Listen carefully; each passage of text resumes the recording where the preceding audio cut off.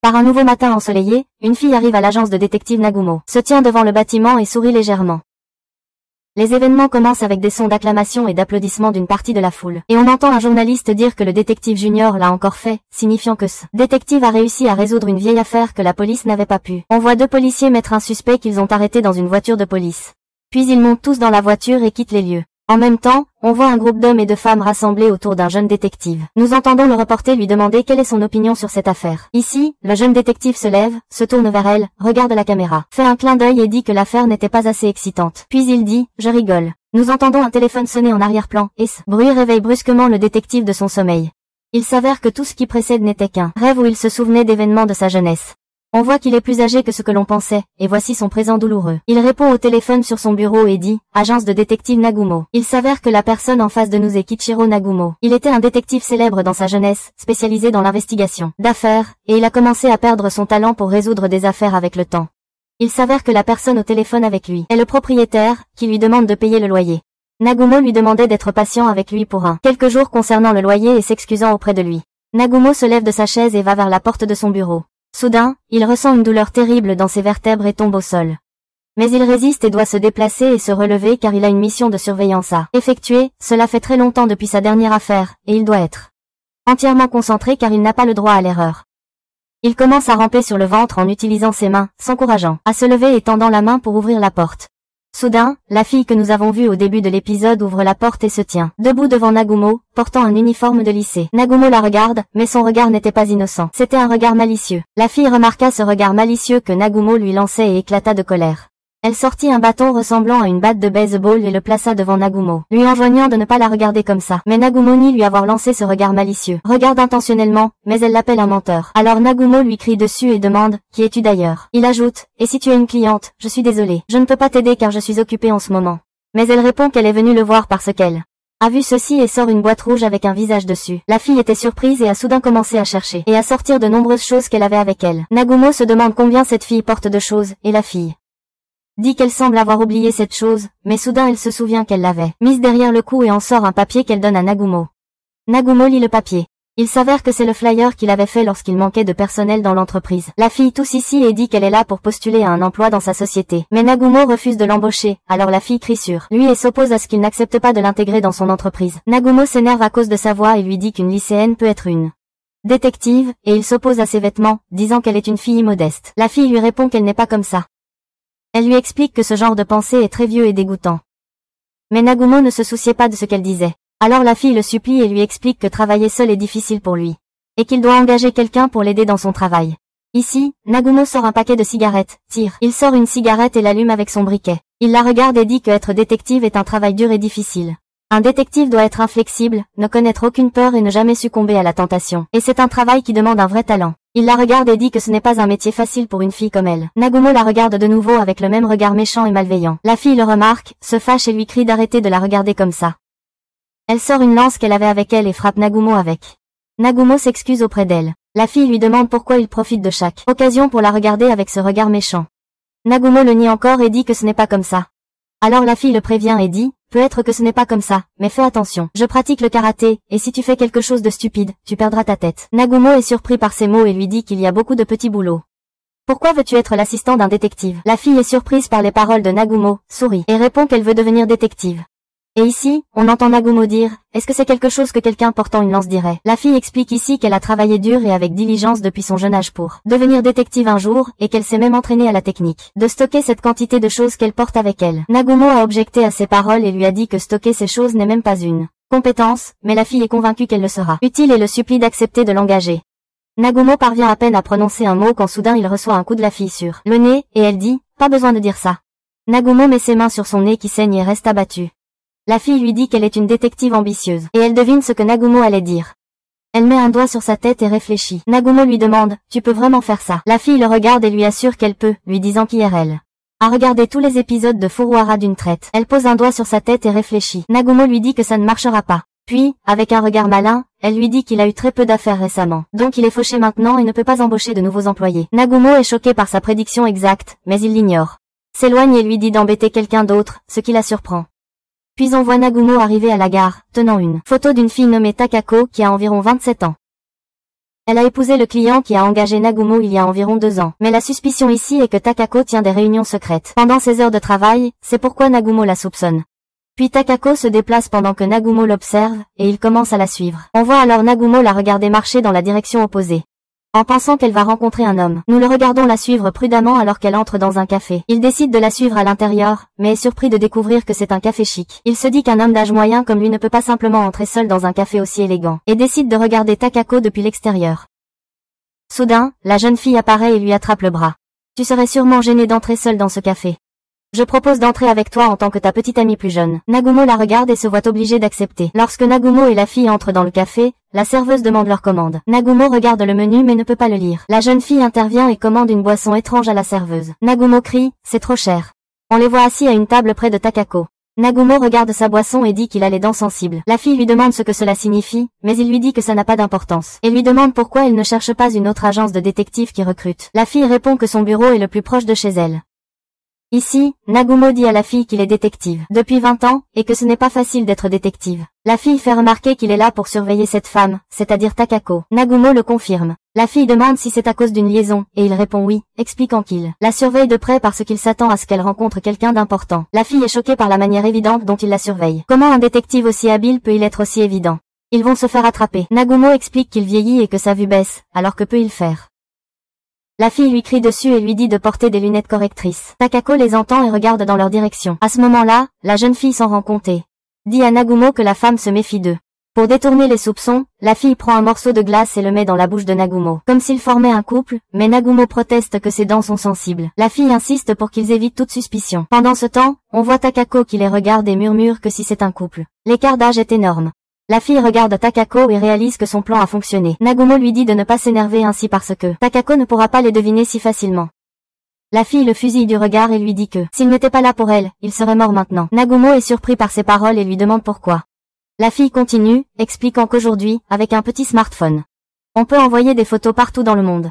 Les gens sont devenus plus prudents qu'avant et ont peur que quelqu'un les observe. Nagumo la regarde et lui demande ce qu'est un smartphone. La fille sort son propre téléphone et le lui montre, expliquant que c'est un smartphone, et lui demande ce qu'il pensait que c'était. Nagumo répond qu'il pensait que c'était un miroir de poche. La fille lui crie dessus, lui disant que s'il se considère vraiment comme un détective, il est démodé.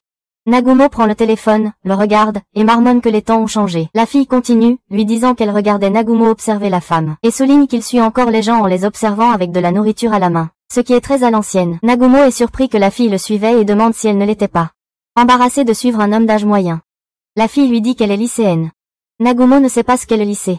La fille lui dit qu'elle comprend maintenant pourquoi. Il n'a pas beaucoup d'affaires, parce qu'il a perdu son flair. Nagumo est d'accord avec elle, lui disant qu'il a en effet perdu son instinct, et son intuition est devenue faible. Mais tout ce qu'il connaît, ce sont les anciennes méthodes qui autrefois lui ont permis son engloire, quand on l'appelait le grand détective. La fille croit Nagumo. Pendant ce temps, on voit quelqu'un apparaître, se tenir à côté de Takako, commencer à lui parler, puis la serrer dans ses bras. Nagumo crie qu'il avait raison, prouvant que l'infidélité est plus facile à prouver que l'innocence. La fille suggère qu'il prenne des photos d'eux. Nagumo sort un appareil photo très voyant, ce qui met la fille en colère, qui lui dit qu'il est trop évident. Nagumo explique que c'est tout ce qu'il a et qu'il ne sait pas quoi faire. Takako et l'homme avec elle les remarquent alors.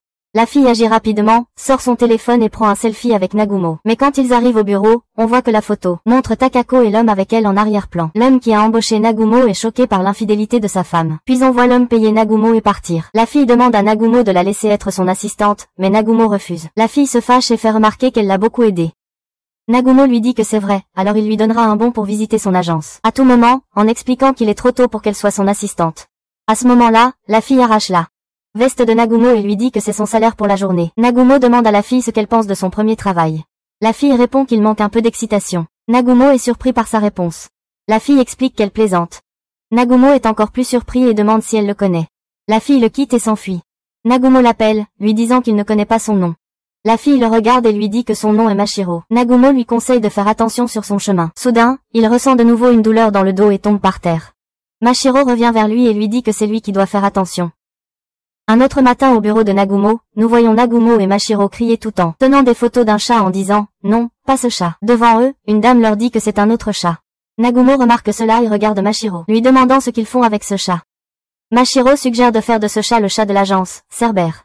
Nagumo regarde Mashiro, qui a inventé l'esprit de garder le chat et s'approche de son visage. Le chat lui crache dessus. Mashiro devient furieuse et commence à gronder le chat. Pendant ce temps, la dame devant elle demande des nouvelles de sa demande. Après cela, nous voyons une affiche qui dit « Tout emploi accepté ». Mashiro demande à Nagumo son avis à ce sujet, expliquant qu'avec cette affiche, les clients vont affluer vers eux. Nagumo regarde l'affiche, puis la prend et la déchire. Mashiro lui crie dessus et exige de savoir pourquoi il a fait ça. Nagumo la regarde et demande ce qu'elle entendait par « n'importe quel travail accepté », ajoutant que « ils sont détectives, ils ne savent pas tout. Et ils ont leur fierté en tant que détectives ». Mashiro le regarde et lui rappelle qu'il cherchait juste un chat perdu. Nagumo précise que retrouver un chat perdu est un travail de détective. Mashiro répond qu'être détective de nos jours est un moyen très difficile de gagner sa vie et qu'ils doivent accepter toutes sortes de missions, comme attraper un ours qui s'est échappé dans la ville et des choses comme ça. Nagumo explique qu'il ne veut pas risquer sa vie, lui crie dessus et lui demande comment ils peuvent attirer des clients avec cette affiche, lui disant de s'en débarrasser. Mashiro révèle qu'elle a déjà distribué 500 affiches dans la ville. Nagumo est choqué. Il lui a demandé de découvrir le coût de la fabrication de 500 copies, a regardé le chat, et a demandé s'il voulait à manger. Il a été effrayé en remarquant que le chat avait une mouche dans la bouche. Soudain, le chat s'est précipité après Nagumo, qui en avait peur. À ce moment-là, Mashiro a attrapé le chat et a pris l'insecte dans sa bouche, l'avertissant de ne pas manger d'insectes. Nagumo lui a crié dessus et lui a demandé comment elle pouvait tenir un insecte avec ses mains. Mashiro l'a regardé et a expliqué que les insectes n'étaient rien. Mashiro a réalisé que Nagumo avait peur des insectes, alors elle a commencé à s'approcher de lui. Et soudain, elle s'est mise à le poursuivre en tenant l'insecte pendant que Nagumo s'enfuyait, effrayé. Soudain, Nagumo s'est retourné vers Mashiro, l'a attrapé avec colère et l'a jeté dehors la fenêtre, lui disant de retirer les 500 copies de l'affiche dans toute la ville. Une étrange petite fille apparaît derrière lui, appelant la police pour signaler qu'une lycéenne a été tuée. Nagumo lui crie qu'il y a un malentendu. Ensuite, Nagumo a expliqué à la fille étrange que Mashiro ne se soucie pas du tout de tomber du 5e étage. Il lui a demandé pourquoi elle était venue. La fille a expliqué qu'elle avait vu l'affiche disant « Il accepte n'importe quel travail, c'est pourquoi elle est venue le voir ». Nagumo a été surpris par le succès de l'affiche. La fille a expliqué qu'elle a une ruche chez elle. Nagumo l'a regardé et lui a demandé de ne dire à personne ce qu'il s'apprêtait à dire. Il a expliqué qu'il a très peur des insectes et qu'il ne peut rien y faire, mais qu'il y a une solution. Il appellerait Mashiro pour l'aider car elle n'a pas de problème avec les insectes. Il a pris son téléphone mais a demandé à la fille comment l'utiliser. La fille était surprise. Pendant ce temps, Mashiro enlevait les affiches quand Nagumo l'a appelé pour lui dire qu'ils avaient reçu une demande d'extermination de nuisibles. Mashiro était très heureuse, et Nagumo lui a demandé d'y aller seule. Elle a demandé l'adresse. Nagumo a demandé à la fille l'adresse et a dit à Mashiro, qui est effectivement allé à la maison. Nagumo lui a demandé si elle pouvait voir le nid. Mashiro se tenait devant un bâtiment d'un groupe Yakuza et a répondu oui, en disant que c'était un nid de nuisibles imposant. Nagumo lui a demandé de détruire tout le nid. Mashiro lui a crié dessus, lui demandant comment il pouvait parler si calmement. Nagumo a demandé pourquoi elle parlait si faiblement maintenant. Il a expliqué qu'il comptait sur elle. Mashiro a promis qu'elle ferait de son mieux. Mashiro a commencé à se parler à elle-même, disant qu'elle s'était beaucoup entraînée et avait regardé tous les films d'action, et maintenant elle était comme une agente secrète. Nagumo a demandé si elle était prête. Elle a répondu oui. Pendant ce temps, Nagumo lisait un livre sur l'extermination des nuisibles dans son bureau tout en parlant à Mashiro au téléphone. Il lui a conseillé de s'approcher le plus possible du nid. Elle devait vérifier le nombre d'ennemis à l'entrée. Pendant ce temps, Mashiro est entré dans un bureau avec beaucoup de gens qui se demandaient qui était cette fille. Nagumo lui a conseillé de bloquer l'entrée, et Mashiro l'a fait. L'un d'eux s'est approché de Mashiro, lui a ri au visage, et lui a demandé ce qu'elle faisait là. Nagumo lui a conseillé, après avoir bloqué l'entrée, de pulvériser l'insecticide. À ce moment-là, Mashiro a pulvérisé de l'insecticide au visage de l'homme devant elle. Les autres ont paniqué et ont demandé ce que c'était comme gaz. Si c'était du gaz lacrymogène, ils se sont préparés à la neutraliser. Pendant ce temps, Nagumo parlait à Mashiro au téléphone, lui disant qu'une fois que l'insecticide serait pulvérisé, il deviendrait fou.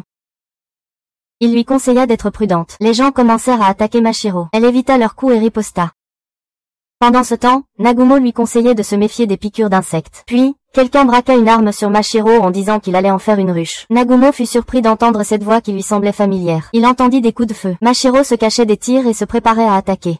Elle a révélé une étrange arme et leur a tiré dessus. Nagumo était perplexe et n'avait aucune idée de ce qui se passait avec Mashiro. Pendant ce temps, Mashiro a vaincu toutes les personnes, et une personne restait qui se préparait à l'attaquer. Lorsque Mashiro a laissé tomber son arme, cette personne l'a attaqué, mais a soudainement vu Mashiro comme une guerrière avec un monstre derrière elle. Cette personne a eu peur, est tombée au sol devant Mashiro, s'est excusée, et a promis de quitter le groupe Yakuza pour toujours. À ce moment-là, Mashiro informa Nagumo que le travail était terminé. Il s'attendait à ce que Mashiro termine le travail. La fille dit qu'elle était très heureuse. Nagumo demanda à Mashiro si elle savait de quel type il s'agissait. Mashiro ne comprenait pas la question de Nagumo, alors Nagumo lui demanda de décrire leur apparence. Mashiro regarda l'homme devant elle et dit à Nagumo qu'ils avaient de longues jambes. Nagumo fut surpris et demanda si c'était peut-être une guêpe, plus tard dans le bureau de Nagumo. Nagumo et Mashiro regardaient les informations annonçant qu'un groupe de Yakuza avait été éliminé par une personne inconnue. Nagumo demanda, choqué, à Mashiro, c'était toi. Elle répondit oui. Nagumo cria en lui demandant comment le fait de déranger une ruche était devenu la destruction d'un gang de Yakuza. Mashiro lui dit qu'elle avait fait une erreur. Elle expliqua qu'elle avait amené quelqu'un d'autre avec elle. Cette personne s'est avérée être la dernière personne du groupe Yakuza que Mashiro avait épargné, nommé Nizo, et il a dit qu'il était au service de Nagumo pour tout ce qu'il voulait. Nagumo lui a demandé de faire du café. Mashiro était heureux que leur bureau ait gagné un nouveau membre. Une fille apparaît derrière eux et demande ce qu'elle doit faire. Nagumo et Mashiro sont assis à regarder un programme à la télévision. Soudain, ils voient quelque chose qui les effraie, et ils commencent à crier. Mashiro va chercher du sel pour purifier l'endroit des mauvais esprits. Nagumo lui conseille de ne pas regarder ce genre d'émission. Pendant ce temps, Mashiro se lève d'un bond et jette tout le sac de sel. Tel quel, sur l'écran de la télévision, le brisant. Nagumo dit que tu aurais mieux fait de jeter le sel sans le sac. Mashiro a peur des endroits sombres et des fantômes. Elle demande à Nagumo si ces choses le dérangent. Nagumo répond non. Mashiro est surprise par sa réponse et dit « Comment ça ?» Nagumo lui explique qu'il n'existe pas de fantômes. Mashiro lui demande s'il peut se promener seul la nuit dans les cimetières. Il lui répond que oui, pas de problème, et ajoute que les fantômes et le Père Noël ont les mêmes origines, car ils sont le fruit de l'imagination des enfants. Il continue en disant que le Père Noël, les fantômes et les amis imaginaires d'enfance ne sont que des illusions. Mashiro pense que si Nagumo meurt, il deviendra un esprit rancunier piégé. À ce moment-là, ils entendent la sonnette. Mashiro ouvre la porte et voit Hayashida, qui lui dit « Mashiro travaille vraiment dans une agence de détective. » Mashiro est surprise. Nagumo comprend qu'Hayashida est le camarade de classe de Mashiro. Mashiro explique qu'elle ne l'a pas vu depuis un moment. Hayashida répond oui, parce qu'elle ne vient pas souvent en classe. Mashiro sourit et explique qu'elle suit bien sa présence en cours. Mashiro devient confuse et demande à Hayashida quel est son horoscope pour aujourd'hui. Nagumo est surpris et pense pour lui-même qu'ils ne sont pas de proches amis. Hayashida explique qu'il est venu pour demander une faveur. Mashiro lui dit « C'est toi qui demandes une faveur. » Hayashida les regarde et explique qu'il y a un fantôme qui apparaît sans cesse autour de sa maison. Mashiro bafouille et devient effrayé. Hayashida poursuit en disant qu'à minuit chaque nuit, il ressent quelque chose dehors. Donc, il a acheté une caméra de surveillance pour observer cette chose, et il a vu de la statique sur la caméra, puis soudainement, le fantôme d'une fille est apparu. Il continue en disant qu'il est sorti pour vérifier ce qu'il avait vu, mais la caméra a montré de nouveau une image statique, et la chose qu'il avait vue a disparu. Nagumo explique que cela pourrait être une blague idiote ou un harceleur, et poursuit son discours en affirmant qu'il pourrait y avoir plusieurs explications. À cela, alors lui et Mashiro vont enquêter. Il regarde Mashiro, qui tremble de peur, et l'imagine comme une prêtresse rurale folle. Soudain, Mashiro répond et dit qu'elle ne peut pas faire cette tâche. Ici, Nagumo lui demande si un détective choisit ses clients en fonction de son humeur. Il continue en disant qu'il ne dirait pas que prendre le chemin facile est mal, mais si elle choisit cette voie, il ne pourra jamais la rattraper. Mashiro le regarde avec étonnement, et nous voyons le chat s'opposer et des mots apparaissent au nom du chat, disant que Nagumo a fait prendre à Mashiro la mission d'extermination seule. Mashiro s'excite après cela. Hayashida demande à Mashiro si elle est sûre qu'elle va bien. Soudain, Mashiro essaie de se rappeler les conseils de son entraîneur. Puis on la voit demander à l'entraîneur comment vaincre un fantôme. L'entraîneur rit et lui conseille de le frapper au nez. Mashiro dit qu'il a inventé ça. L'entraîneur répond que le point faible de toute créature est son nez. Mashiro lui demande si ça ne marche pas. L'entraîneur répond que si ça ne marche pas, il faut viser les genoux. Soudain, on voit Mashiro dire qu'elle est prête. Nous entendons Nagumo lui demander « Qui est ton entraîneur ?» Après cela, Mashiro demande à Hayashida qu'elle ne savait pas qu'il vivait seul. Et elle voit que sa maison est propre. Nagumo demande à Hayashida, tu ne pourras pas voir le fantôme si tu es dehors. Hayashida lui explique que le fantôme n'apparaît pas quand des gens sont autour. Nagumo réfléchit. À ce moment-là, Mashiro regarde l'ordinateur portable et demande, est-ce que ça se connecte à la caméra de sécurité? Et soudain, elle crie qu'elle voit quelque chose. Et il s'approche d'elle pour voir ce qui apparaît. Soudain, il voit un vieil homme passer devant la caméra, et Mashiro dit. Juste un vieil homme. Nagumo lui crie dessus et dit, ce vieil homme est-il connu? On entend Mashiro dire que c'est le fameux vieil homme qui apparaît dernièrement. Comment Nagumo ne le connaît-il pas? C'est un vieil homme comme lui. Au même moment, on voit Hayashida confus et effrayé. Et soudain il crie et dit, la neige statique est apparue. Soudain, nous voyons la fille fantôme crier, puis Mashiro et Hayashida hurlent. Ensemble, et Mashiro explique que c'est la chose la plus effrayante qu'elle ait jamais vue. Et Nagumo lui demande d'y aller. Mashiro est stupéfaite. Nagumo continue, il semble que ça disparaisse rapidement, et j'ai besoin de ta rapidité pour savoir ce que c'est. Ici, nous voyons Mashiro en colère et forcée d'y aller, et soudain elle court rapidement et part, sortant de la porte de la maison, tout en disant à Nagumo qu'il ne devrait pas l'inviter à un barbecue plus tard. Entre-temps, Hayashida dit que le statique est revenu, et Nagumo est. Hayashida regarde la caméra de sécurité, et il voit que le fantôme a disparu. Et Mashiro apparaît, et le vieil homme passe à côté d'elle et lui donne de la nourriture.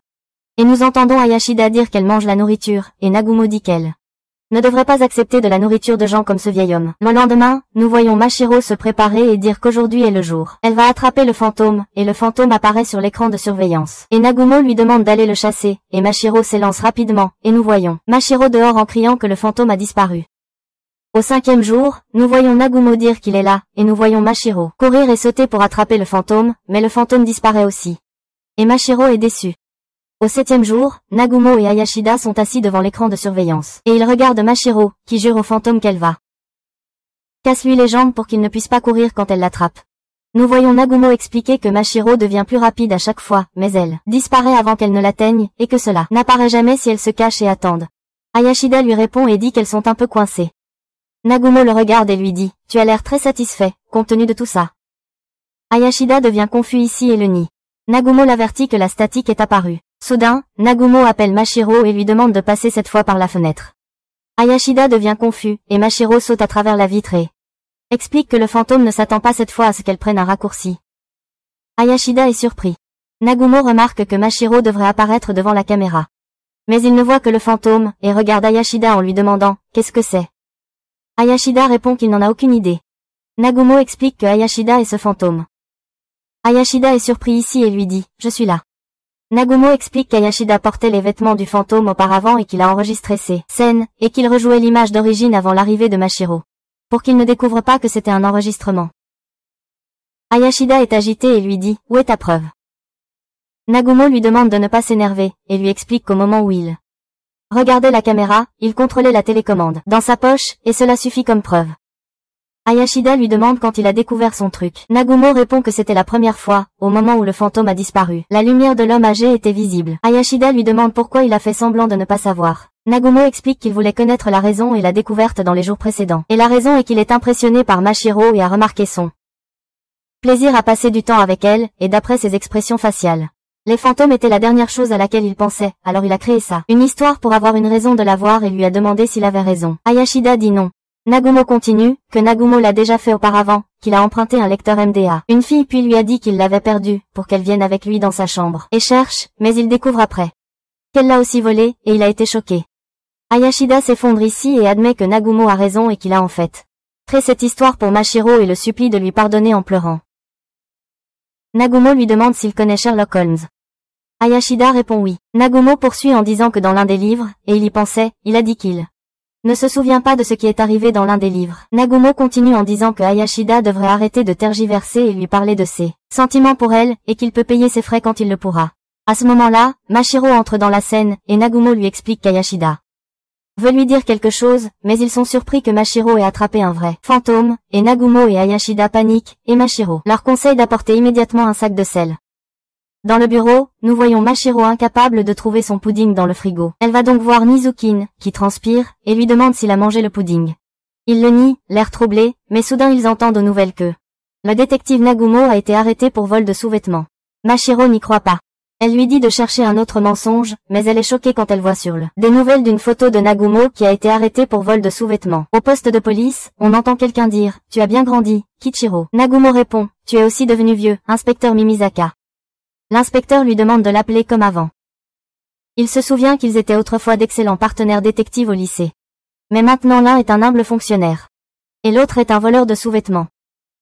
Nagumo lui dit avec colère qu'il n'est pas le coupable. Mimizaka répond qu'il ne pense pas qu'il soit le voleur. Nagumo demande s'il peut rentrer chez lui, mais Mimizaka refuse, parce qu'il a des preuves et sort une carte SD. Nagumo demande ce que c'est. Mimizaka dit que c'est une carte SD contenant des images enregistrées par une des victimes. Nagumo demande ce qu'est une carte SD. Mimizaka l'emmène pour lui expliquer ce qui se passe dans les images, mais il casse la carte en l'insérant dans l'ordinateur et regarde Nagumo en disant « Je n'ai rien fait ». 10 minutes plus tard, il lui montre une photo de Nagumo en train de voler des sous-vêtements. Nagumo est choqué et avoue « C'est moi ». Mimizaka s'approche de lui et explique que l'affaire est maintenant close. Mais Nagumo se tourne vers lui en disant qu'il y a quelque chose qui cloche sur la photo. La personne qui lui ressemble est censée regarder la caméra. D'après les déclarations de la victime, le voleur est un professionnel ferait-il une telle erreur? Il continue en disant que quelqu'un veut le piéger. Mais Mimizaka n'est pas convaincu. Il demande s'il a des preuves. Nagumo répond qu'il aura les preuves et se souvient de Mashiro, ajoutant que son aide permettra de les trouver. Pendant ce temps, on voit Mashiro tenir une canne à pêche avec un sous-vêtement au bout et demander à Nizukin ce que c'est. Il répond que c'est une partie de son plan pour attraper le voleur de sous-vêtements. Il dit qu'il portera la canne dans la ville pour attraper le voleur. Il lui demande si c'est comme ça qu'il doit être pour devenir détective. Mashiro le regarde et dit qu'il en reste 2. Nizukin recule en lui demandant de préciser ce qu'elle veut dire. Ensuite, on voit Mashiro déployer une carte, montrant les endroits où le voleur a volé des sous-vêtements. Nizukin remarque que ces lieux sont autour de leur bureau. Mashiro répond que Nagumo a été arrêté alors qu'il ne dans l'acte et réalise qu'il y a une preuve vidéo. Elle précise que le voleur ressemble exactement à Nagumo et que le voleur voulait faire croire que Nagumo est le coupable. Nizukin sourit car il voit que Mashiro ressemble à un détective. Mashiro est contente de cela et lui demande si il ne remarque rien d'étrange sur la carte. Nizukin demande ce que c'est. Elle répond que si elle trace des lignes reliant les emplacements, ils forment la constellation de la Grande Ourse. Nizukin est surprise et dit que ça ne ressemble pas à ça. Elle lui demande en quoi ça ne l'est pas. Ça ressemble exactement à la Grande Ourse. Il répond que ça ressemble à l'Ouzbékistan et continue. Que si ça ressemble à la Grande Ourse, qu'est-ce que ça signifie? Mashiro précise qu'ils doivent arrêter quiconque portant des costumes de la Grande Ourse. Nizukin répond que c'est ridicule. Au poste de police, Mimizaka n'arrive pas à croire que Nagumo a trouvé une assistante fiable. Nagumo précise qu'il ne l'appelle pas fiable. On voit Nizukin agacé par Mashiro, lui demandant pourquoi elle sèche son linge chez lui. Mashiro explique que si elle utilisait le bureau, cela rendrait le voleur suspicieux, et ajoute que les gens du quartier ont commencé à sécher leurs vêtements à l'intérieur à cause du voleur, et ça finit ici. Elle explique que le voleur se concentre sur les vêtements blancs. Pendant qu'elle parle, Nizukin dit que Nagumo a été libéré. Mashiro regarde dehors et lui dit qu'elle a tendu un piège pour que le voleur vienne ici. Mais elle est choquée de découvrir que ce n'est pas Nagumo, mais le voleur qui lui ressemble comme 2 gouttes d'eau. Le voleur s'enfuit immédiatement, et Nizukin se lance à sa poursuite. En courant, il trébuche sur un insecte et tombe. Mashiro voit ça et jure que tous les hommes du bureau sont inutiles. Après cela, on voit Mashiro poursuivre le voleur dans la rue. Le voleur regarde Mashiro et se moque d'elle, mais Mashiro répond qu'elle va utiliser son arme drone pour l'arrêter. Le voleur s'arrête, étonné, mais Mashiro se jette sur lui, disant « Comme si j'avais un drone, espèce d'idiot ». Elle le fait tomber et lui dit qu'elle va faire un exemple de lui pour se débarrasser de Nagumo. Le voleur lui demande de se calmer, et là, d'une manière sournoise, il réussit à s'échapper pendant qu'elle crie sur place. Nizukin arrive et lui demande si elle a attrapé la voleuse, mais elle se met en colère et jure de l'écraser. Nous voyons Mimizaka terminer l'enquête avec Nagumo et lui demander si son assistante va le sauver. Ils entendent du bruit dehors et Mimizaka demande d'où ça vient. À ce moment-là, Mashiro ouvre la porte et s'excuse auprès de Nagumo pour son retard. Nagumo se tourne vers elle et dit « Tu as pris ton temps ». Mashiro lui sourit et précise qu'elle a attrapé le voleur qui ressemble exactement à ça, mais elle l'a frappé si fort qu'on ne peut plus distinguer son visage. Après cela, nous entendons Mashiro dire « Arrête-toi là, pyromane » et nous voyons quelqu'un courir avec Mashiro à sa poursuite et se demandant à quel point elle est rapide. Mashiro sort un ballon de football et le frappe vers le pyromane. Le pyromane sourit alors que le ballon le manque, se moquant d'elle, mais soudain le ballon le frappe. Nous entendons Mashiro dire que la plume est plus puissante que l'épée. Nagumo répond que cette phrase ne se rapporte à rien. Au poste de police, Mimizaka fait l'éloge de Mashiro pour son travail, mais elle précise qu'il n'y a pas besoin de ça. Mais l'incendiaire rit, et Nagumo lui demande ce qui le fait rire, et il dit que c'est son art à l'extérieur. Ils doivent aller vérifier le parking numéro 1 à côté du poste, et ils ne pensent pas qu'ils arriveront à temps. Nagumo demande à Mashiro d'y aller rapidement. Il demande à Mimizaka ce qu'il a fait. L'incendiaire répond qu'il a fait de l'art et continue en demandant si la fille peut le supporter. Et on voit Mashiro arriver au parking. On entend la personne préciser que son art est provoquant. Mashiro regarde autour du parking et voit une affiche. Et on entend Nagumo demander si elle a trouvé quelque chose. Elle précise qu'il y a une annonce pour une mission de chasse aux monstres, et elle voit une boîte. En demandant ce que c'est, Nagumo lui demande d'attendre le renfort et de ne rien toucher. L'incendiaire répond qu'il n'y a pas de temps pour des renforts. Mashiro doit ouvrir la boîte. On entend Nagumo lui demander de ne pas l'ouvrir car cela pourrait être une bombe. Mashiro ouvre la boîte, et nous découvrons que c'est une bombe. L'incendiaire se fâche contre Nagumo pour avoir révélé la surprise. Nagumo s'excuse auprès de lui. Mimizaka crie après Nagumo pour sa négligence, et demande de préparer l'équipe de déminage. Nagumo demande à Mashiro de lui envoyer une photo de la bombe, et elle lui l'envoie. Nagumo et Mimizaka regardent la photo, et Nagumo crie après Mashiro pour avoir pris un selfie avec la bombe, car il veut une photo de la bombe de près, mais elle lui envoie une photo personnelle à la place. Nagumo devient en colère, lui disant d'arrêter ça. Ici, Mashiro précise qu'il reste 3 minutes avant l'explosion de la bombe. Nagumo lui demande de fuir, mais Mashiro refuse, disant que si la bombe explose, elle détruira le bâtiment. Elle ajoute qu'elle va le désamorcer. Nagumo panique et lui dit de s'en éloigner. Pendant ce temps, l'incendiaire se moque d'eux, mais Nagumo l'attrape et lui demande de lui dire comment arrêter la bombe. Mimizaka explique à Nagumo qu'il ne lui a rien dit, et en effet, l'incendiaire affirme qu'il n'y a aucun moyen de désamorcer la bombe. Nagumo le laisse tomber et demande à Mashiro quel est son plan. Mashiro explique qu'elle a vu comment les héros désamorcent les bombes dans les films, et que si elle peut s'en sortir, elle fera une percée, et si elle échoue, elle fera plus qu'une percée. Nagumo s'inquiète de ce qu'elle a dit. Elle prend la bombe, mentionnant un fil bleu et un fil rouge. Et que le succès réside toujours dans le fait de couper le fil rouge. Après cela, ils entendent le bruit d'une explosion, mais Mashiro les rassure, en disant que c'est elle parce qu'elle a eu peur. Elle demande ce qu'elle doit faire maintenant, car il y a un enchevêtrement de fils. Nagumo lui ordonne de courir rapidement, mais elle refuse, suggérant qu'elle l'emmène dans un endroit isolé sans personne. Mimizaka dit à Nagumo que l'équipe de déminage n'arrivera pas à temps. Mashiro court en tenant la bombe, pendant que Mimizaka lui parle en même temps. Il lui dit qu'il y a un terrain de baseball abandonné au nord, et continue qu'elle doit placer la bombe dans le terrain. Mashiro court, il ne reste qu'une minute, et elle n'a pas réussi à placer la bombe dans le terrain, alors elle doit la pousser dedans, et c'est ce qu'elle fait. Mais nous voyons Nezukin dans le champ en train de faire son hobby de prendre des photos. Il regarde à travers l'appareil photo et voit la bombe devant lui. La bombe explose et fait sauter le champ. Nous entendons Mashiro demander si elle peut lui dire comment se rendre à la station, et Nagumo répond que cette phrase ne se rapporte à rien.